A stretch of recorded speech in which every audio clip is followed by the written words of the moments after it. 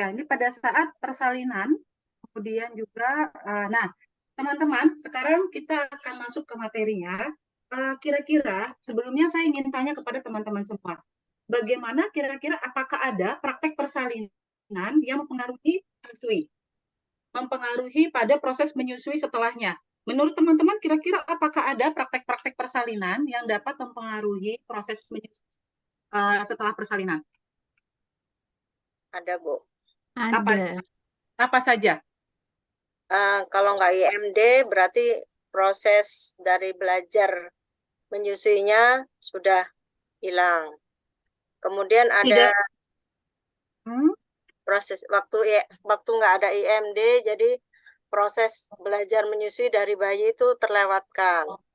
Oke, jika tidak dilakukan Kemudian IMD, maka proses belajar, proses awal awal menyusui ya. terlewatkan. Oke, Kemudian sip. Ada lagi yang lain?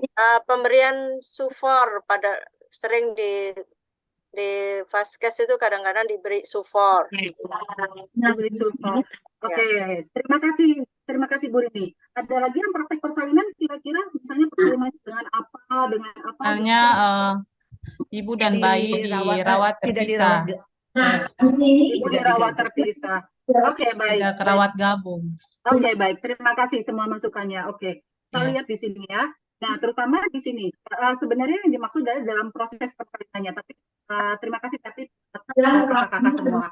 Nah, ternyata ibu dan bayi itu harus mulai kontak kulit sesegera mungkin setelah lahir. Tapi pada saat persalinan ada beberapa praktek persalinan seperti misalnya posisi ibu selama fase kontraksi, mengedan dan selama setelah kelahiran.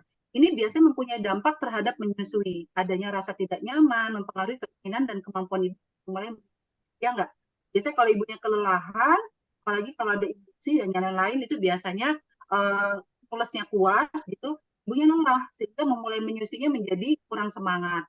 Kemudian minim dukungan, sedangkan dukungan itu adalah kunci utama keberhasilan IMD untuk menyusui eksklusif. Jadi kalau misalnya minim dukungan, misalnya dari siapa? Dukungan dari siapa saja? Bisa dari nakes, bisa dari keluarga, kan dukungannya minim. Nakesnya tidak mendukung IMD, tidak mendukung menyusui, maka ini mempengaruhi.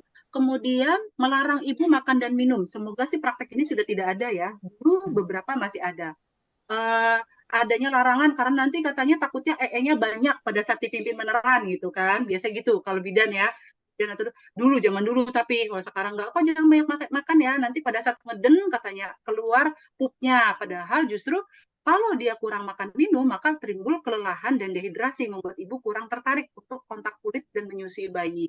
Kemudian ibu yang diberikan pereda nyeri akan mempunyai efek sedasi, ini mempunyai intervensi terhadap ibu-ibu menyusui. Biasanya insting menyusu bayi menjadi terganggu.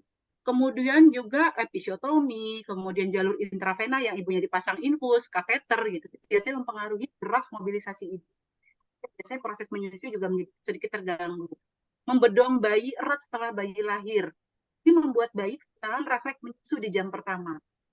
Sedangkan ini budaya masih melekat kuat di Indonesia ya, di beberapa daerah. Kalau nggak dibedong katanya nanti bayinya kaget-kaget. Jadi dibedong, sedangkan orang dewasa saja kalau diselimuti dia malas menyusu, begitu bayi. Kalau diselimuti dibedong erat, dia refleks menyusunya menjadi kurang. Nanti kalau misalnya tidak kaget-kaget, ibunya kaget, bingung lagi, kok bayi saya nggak kaget-kaget, padahal dibedong kuat gitu. Jadi memang budaya ini sangat mempengaruhi. Kemudian pemisahan ibu dan bayi, itu yang tadi disebutkan sama Kak Fenska, kalau tidak salah ya, rawat gabung. Ini membuat kendala menyusuinya menjadi tidak sesering mungkin antara ibu dan bayi. Jadi ibu dan bayi memang mestinya ada kontak kulit ya, sesegera mungkin setelah bayi lahir. Kemudian ditentukan minimal 60 menit. Menurut penelitian, bayi yang mulai menyusu dalam 1 jam pertama menjadi lebih mungkin bertahan hidup dibandingkan dengan yang menunda. Semakin menunda, maka semakin besar resikonya. Nah, kita lihat di sini. Di sini ada gambar tentang inisiasi dini, yaitu segera setelah lahir ya, dilakukannya kontak kulit dini, manfaatnya sangat banyak.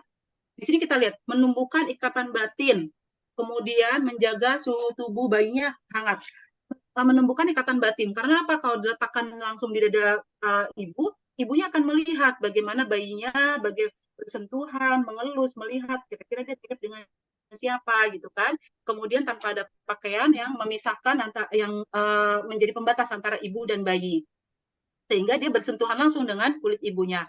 Kemudian di sini menjaga suhu tubuh tetap hangat. Biasanya kalau bayi yang kedinginan itu kalau ditempel di kulit ibu bisa menaikkan suhu tubuhnya menjadi 1-2 derajat menjadi hangat. Begitu sebaliknya, kalau ibunya kedinginan itu ditempel dengan bayi biasanya menjadi nyaman dan lebih hangat. Kemudian faktor menurunkan infeksi dan kematian. Ini bagi ibu dan juga bagi bayi. Bagi bayi ya, menurunkan angka infeksi dan kematian. Kemudian kita lihat slide berikutnya. Nah, memungkinkan bayi untuk menemukan payudara dan menyusu dengan sendirinya. Jadi, kalau dilakukan kontak dini, bayinya sudah dari awal gitu, mengenal payudara ibunya. Berbeda dengan bayi yang tidak dilakukan IMD. Kalau tidak dilakukan IMD, proses awal menyusui menjadi tertunda.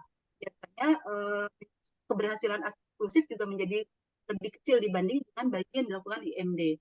Membantu ibu menjalin ikatan batin dengan bayinya. Ini mengembangkan hubungan yang lebih dekat dan kasih sayang. Kemudian, ibu akan menjadi mulai sering menyusui dan menyusui eksklusif menjadi lebih lama. Tadi kaitannya dengan poin 1. Kemudian juga merangsang produksi ASI dan pasokan ASI. Kita sudah belajar di sesi materi MPI yang cara kerja menyusui ya, bahwa untuk produksi ASI banyak harus merangsang produksi prolaktin dan oksitosin. Kemudian mampu menenangkan ibu dan bayi. Sudah pasti pada saat dilakukan IMD, ibu dan bayi merasa tenang biasanya ya, bayinya juga lebih tenang biasanya dibandingkan dengan yang tidak dilakukan IMD. Kemudian di sini membantu mengatur pola nafas bayi, denyut jantung, suhu, dan kadar gula terutama sangat penting bagi bayi dan menjaga terutama untuk BBLR. Kemudian memungkinkan mikroba dari kulit ibu, permukaan mukosa, dan usus berkoloni dalam tubuh bayi yang membantu melindungi bayi dari infeksi. Ini adalah manfaat-manfaat dari kontak dini.